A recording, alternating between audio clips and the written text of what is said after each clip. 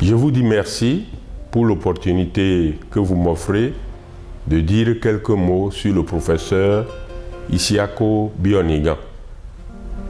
Avant tout propos, permettez-moi de rappeler ce passage de Sous l'orage, un célèbre roman du sage de l'Afrique, Seydou Badian, que j'ai lu et relu à plusieurs reprises.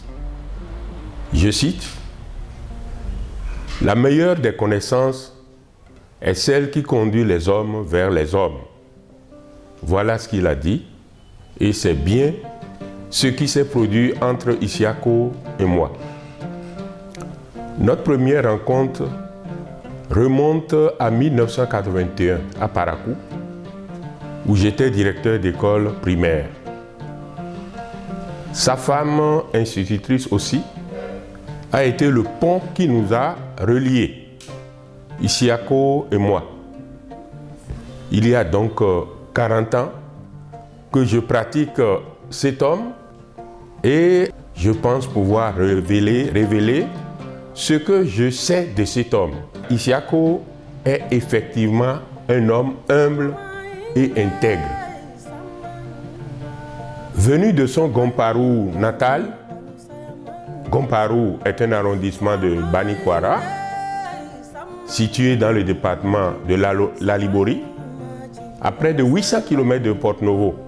À vol d'oiseau, on parlera de 600 et quelques, mais comme nos routes ne sont pas des lignes droites, c'est à près de 800 km de Porto-Novo, son village.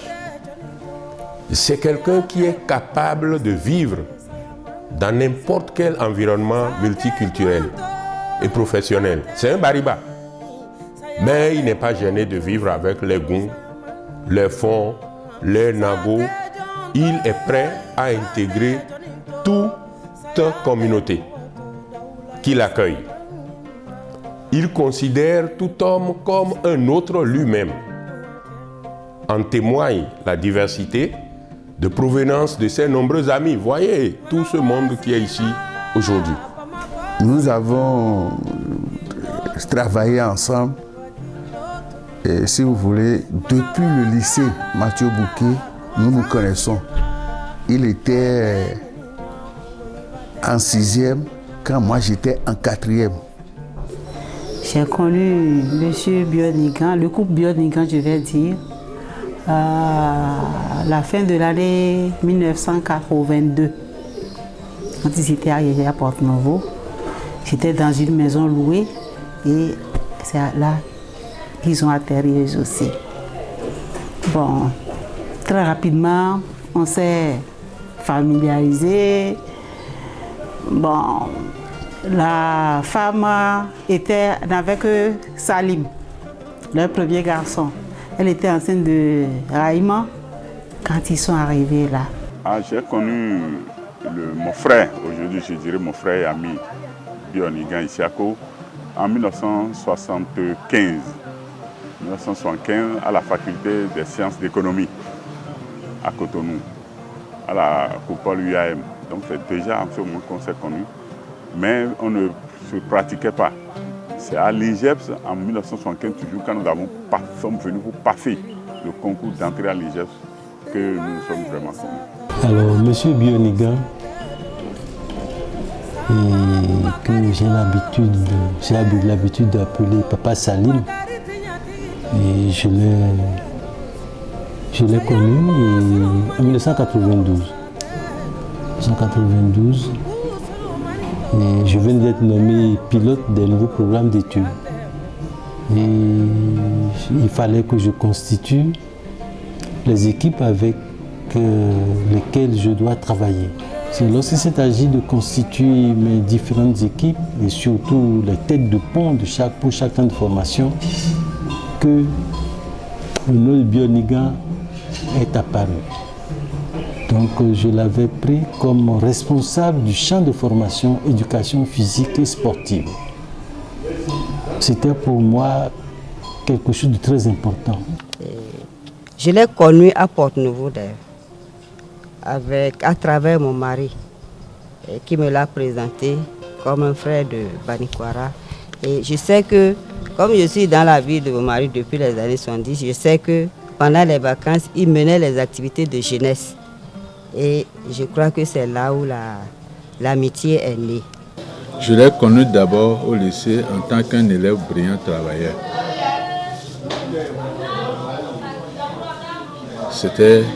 Moi j'étais maître d'internat, en même temps élève, mais il faisait partie des élèves dont le lycée était fier. Isiako est rentré dans ma vie en vacances 74. Donc, vacances 74, il passait en terminale. Moi, je reprenais encore le CM2. Donc, on avait commencé ainsi, comme de l'amusement, quoi. Et les parents disent non, il faut les laisser, les enfants, ils sont en train de s'amuser. Donc, c'est ainsi qu'on a commencé très, très, très jeune, avant le bac.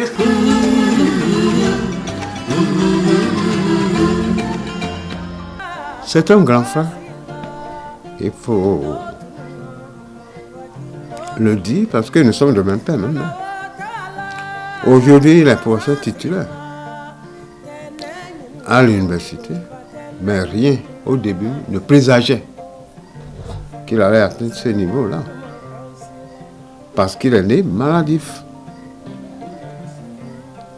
Maladif à un certain moment de la vie, par une brûlure de feu pendant l'harmattan. Tout son corps a brûlé.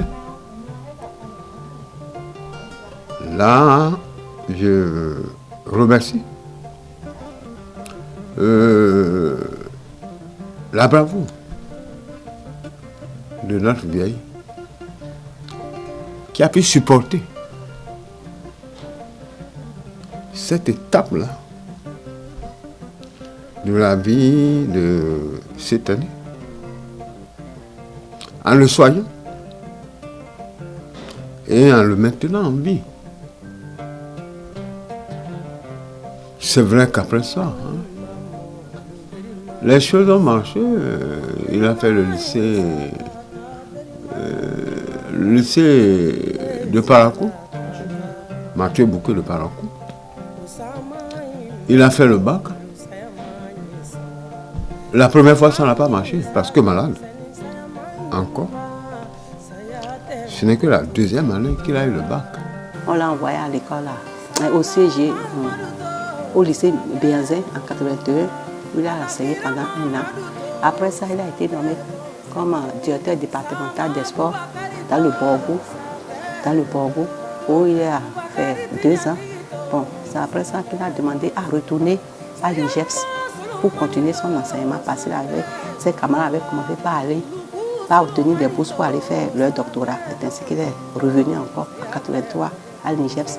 Et en 85, il a pu obtenir cette bourse-là pour aller continuer les choses en France, plus précisément à Bordeaux. Donc, il est revenu en 90, reprendre ses cours à l'IGEPS comme professeur assistant. Donc, il en était là. Il enseignait et on l'a nommé DTN. Donc, il cumulait professeur d'enseignement et DTN, c'est-à-dire directeur technique national. Il avait des athlètes qu'il encadrait et il les accompagnait pour les Jeux olympiques. Donc, jusqu'en 2000, où il a obtenu un contrat de 2 ans en Haïti pour aller faire asseoir l'EPS. C'est ainsi qu'il est parti pour les 2 ans. Et quand il est revenu en 2002, Donc, l'état dans lequel il m'a trouvé, il a refusé de renouveler, il n'a plus renouvelé le contrat. Il a préféré rester auprès de ses enfants et de moi que d'aller chercher l'argent. Et c'est la période qui m'a le plus marqué. C'est le monsieur qui, tout au long de sa vie, il s'est sacrifié pour nous. Il a tout laissé pour nous. Quand il dit tout laisser, c'est vraiment tout. Pour lui, c'était un seul objectif, c'était les enfants d'abord, les enfants ou rien. Ça passait avant. C'était la priorité des priorités chez lui, l'éducation des enfants. Et également la vie en couple. C'est le monsieur qui a toujours rêvé d'une vie en foyer, au détriment de son bonheur à lui. Voilà. Et je pense que c'est l'image que chacun de nous gardons de ce type de personnage, M. Isiakou Bionigan. Je voulais le présenter à travers les parents, dans ses relations comme parents, avec ses parents. C'est seulement, je ne sais pas quel est le mot approprié en français, mais l'ingrat, Boutourou, qui ne peut pas connaître ce qu'il est lui. Il n'a jamais négligé un seul cheveu de quelqu'un de ses parents. Sait-il que vous êtes contre lui ou bien que vous l'aimez? Il s'en fout, il regarde tout ça là, lui vous aime. Bionigan est amour. Il est amour. Je précise qu'il est amour. Aucun parent ne peut dire qu'il a négligé, quel que soit ton niveau, quelle que soit ta classe sociale.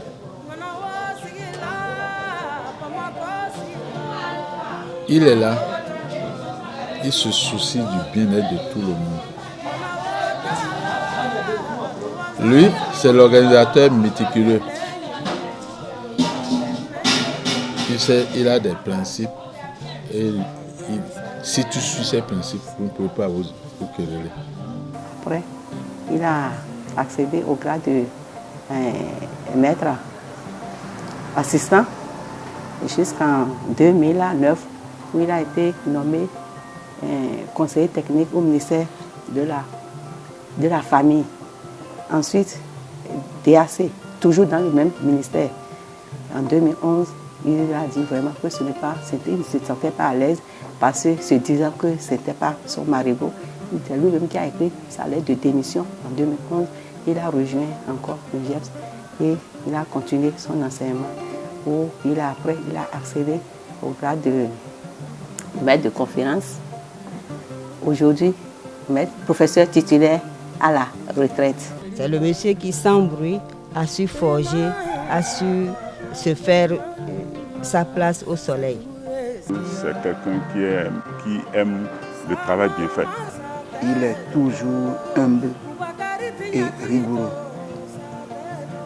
Il est tellement simple qu'on pense que quand il se met dans sa rigueur, qu'il donne à tout, certains ne le comprennent pas.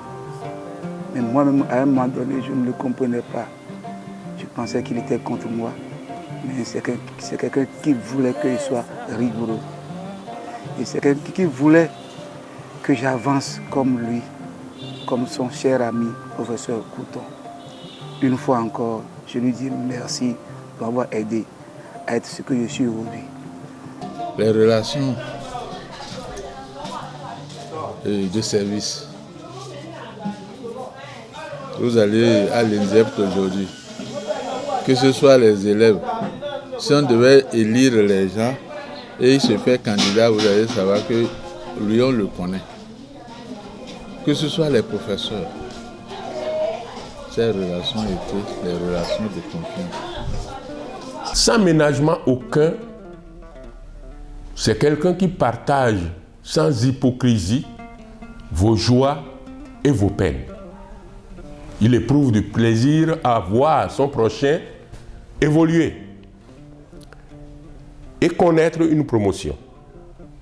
Pour la petite histoire, Moi, j'étais instituteur. Isiako fait partie de ceux qui m'ont le plus exhorté à m'efforcer pour aller au-delà de l'instituteur que j'étais pendant que nous étions ensemble à Parakou dans les années 80. M. Bionigan, c'est une force tranquille. C'est une force tranquille. Il est très humble. Professeur d'université qu'il était, et il collaborait avec tout le monde. Tout le monde collaborait avec tout le monde. Monsieur Bionigan, c'est un ami que je n'ai jamais oublié. Pourquoi? Lorsqu'il y a quelque chose où on doit gagner un tout petit peu, il fait appel à ses amis, et parmi ces amis-là, il y a moi, principalement moi. Et vraiment, je suis très content. Et je lui dois beaucoup dans ce sens-là. C'est un monsieur que lorsque vous avez un projet que vous rencontrez, tout de suite, il ne s'empresse pas de vous encourager. Il vous montre d'abord les limites donc du projet que vous voulez entreprendre, mais vous donne en même temps les clés pour réussir. Donc à vous alors de vous mettre au travail pour réussir. Donc vraiment c'est quelqu'un qui m'a profondément marqué. Et sa personnalité s'est déteinte sur l'ensemble de ses enfants qui sont aujourd'hui des personnes avec lesquelles lorsqu'on côtoie, on apprend beaucoup. Salim aujourd'hui, son fils aîné n'est pas mon beau-frère. Et ça, mon épouse à la limite est parfois très jalouse de notre proximité. Je suis avec lui dans beaucoup de projets, nous entreprenons beaucoup de choses ensemble, nous discutons et c'est généralement vers lui que je me tourne et réciproquement lorsque nous avons des choses vraiment très essentielles, des choses très importantes à partager.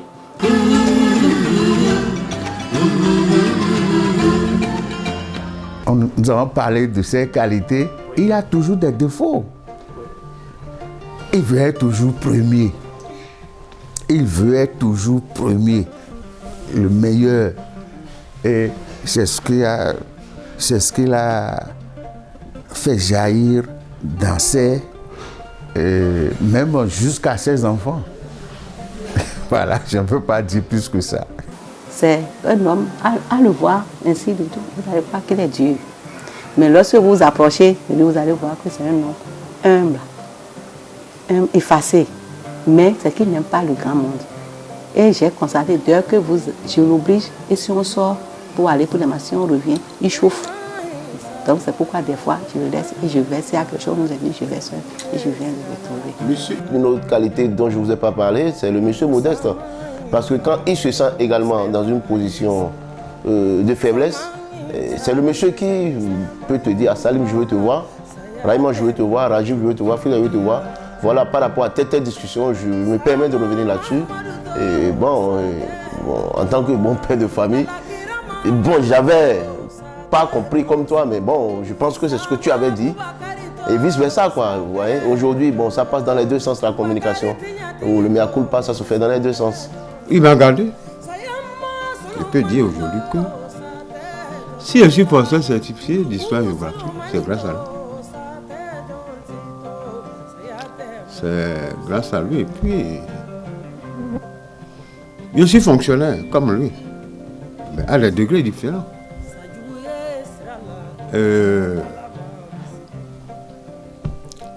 Il n'a jamais cessé de m'aider dans la vie. La preuve est que même le véhicule que je veux, c'est lui qui me l'a donné.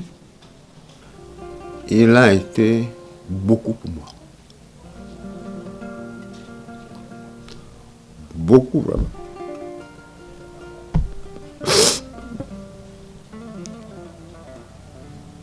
C'est un homme d'amour, c'est un homme qui a du cœur, mais il n'aime pas l'injustice. Il est rigoureux. Il est rigoureux. S'il n'était pas rigoureux, je ne serais pas arrivé là où je suis arrivé.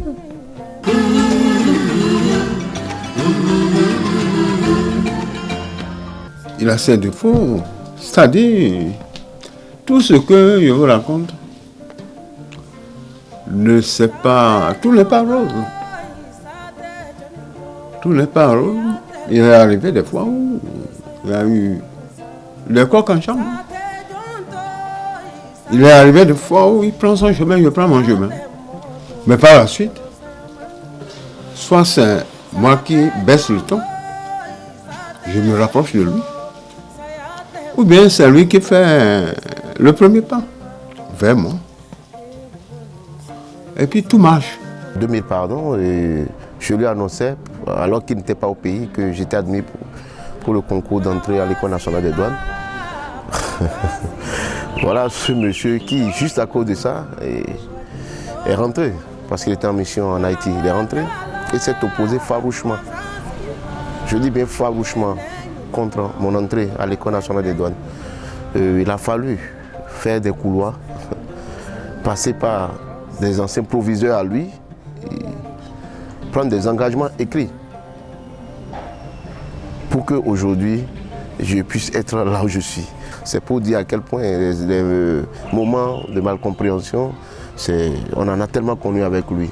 Parce que c'est le monsieur qui voulait forcément que ce soit des moules à lui. On ne s'est pas du tout compris, mais bon, quelquefois également il fallait aller un peu contre ce qu'il disait, sans pour autant lui tenir tête.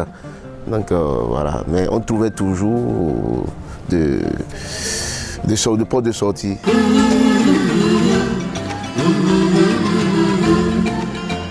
Depuis longtemps, quand on était jeune étudiant en culotte sur l'ancien pont de Porto-Novo, je me rappelle très bien, nous ne parlons que de ça. Comment réussir dans notre vie. Tout c'était combien de femmes on aura, tout ça là, tout est dit. Ça a été respecté jusqu'à présent. Il a une seule femme, moi-même j'ai une seule femme. Et nous sommes arrêtés à 4 enfants. Et on remercie Dieu. Moi je suis allé à 5. Je suis allé à 5, lui il est resté à 4, mais on n'a pas une seconde femme. Je voudrais vous dire que c'est un promotionnaire de mon directeur de thèse, professeur Gouton. Ils ont vécu ensemble. Même le président de la Confédération africaine de handball, Dr Manzolo Aremou, c'était des camarades de promotion, des camarades de cabine. Il a dit que quand lui-même nous racontait ce qui se passait entre eux en cabine, quand s'il y a quelque chose, il prend ça dans la cabine. Il me disait qu'il prenait les choses dans la cabine du professeur Aremou. Et voilà sa forme et la forme de mon professeur Aremou. Il dit, le professeur Aremou vient et dit, il n'y a pas 2 personnes qui peuvent oser aller chercher ma chose là. Ça doit être ici à coup.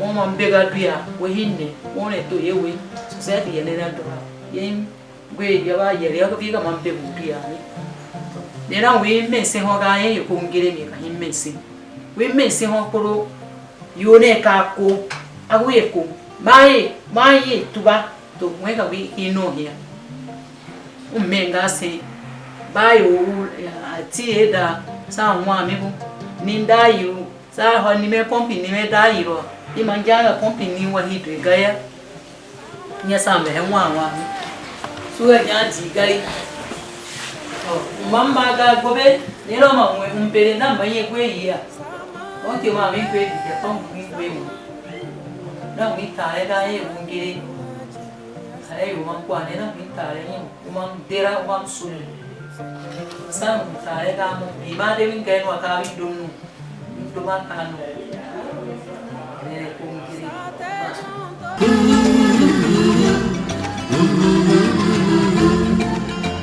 C'est un papa de référence qui n'est pas facile de rencontrer de nos jours. C'est un papa qui a l'écoute de ses enfants, à qui il a donné une très bonne éducation, qui fait d'eux des enfants polis, serviables et reconnaissants.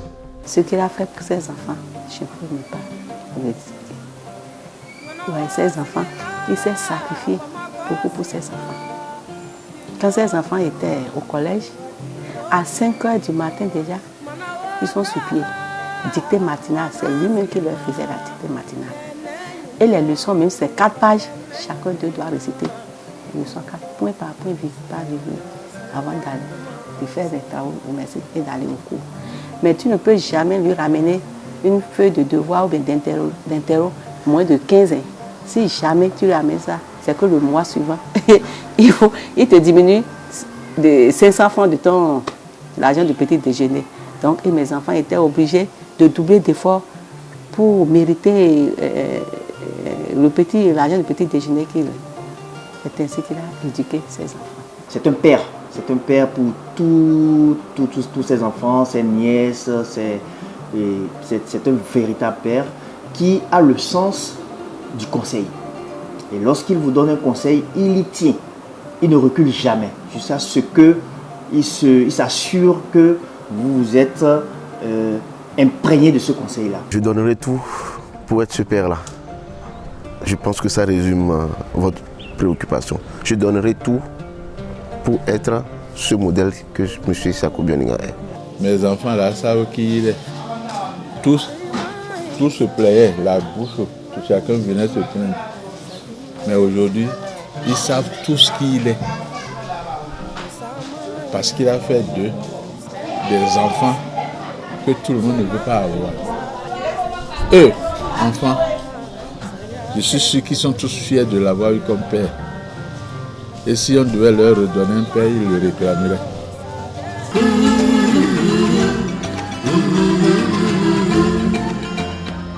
Dieu sait mieux que nous ce dont nous avons besoin. Lui seul sait ce dont nous avons besoin. Qu'il veuille le combler de tout ce dont il a besoin.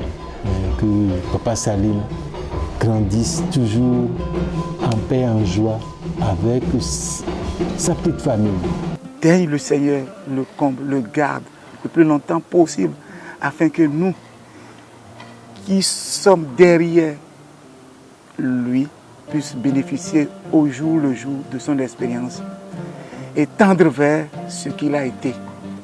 Je lui souhaite une paisible retraite, que les enfants lui apportent ce que lui-même n'a pas pu apporter à ses parents. En ce jour solennel, je voudrais souhaiter une robuste santé à toi, mon ami et frère Isiako. Que Dieu Tout-Puissant bénisse ta descendance, qu'il t'accorde une longue et paisible retraite. Ils sont nombreux, mais la première chose que nous allons souhaiter, c'est la santé. Et lorsqu'on parle de la santé, c'est la santé sur tous les plans. Qu'il ait aussi bien la santé physique que la santé mentale et la santé émotionnelle, pour qu'il continue donc de nous garder en pleine harmonie. Oui, le message que je vais envoyer à mon cher époux, Bioniga Issakou Gouké, de lui souhaiter d'abord la santé, la longévité, paisible retraite, joie et paix autour de nous. Que Dieu lui donne de la santé pour qu'il puisse nous conduire encore, nous accompagner, nous, ses enfants, ses petits-fils et moi, jusque là où nous n'aurons pas peur. Bon, je lui souhaite une longue retraite et bon vent à lui, en attendant que je le rejoigne. Papa, je te souhaite la retraite que tu mérites. C'est une page qui se ferme et en même temps une nouvelle qui s'ouvre. Donc, bonne retraite à toi, bon repos, santé, longévité. En ce jour, papa, comme j'adore t'appeler affectueusement Papounette, je te souhaite une paisible retraite, beaucoup de santé, bonheur avec ta femme et encore 41 ans de retraite auprès de nous. Bisous. Alors papa, aujourd'hui, en ce jour où nous te célébrons, je te souhaite un joyeux anniversaire, une paisible retraite et plus de compréhension vis-à-vis de moi. Merci. Joyeux anniversaire à toi, papa, et longue vie à toi. Bisous. Bye bye.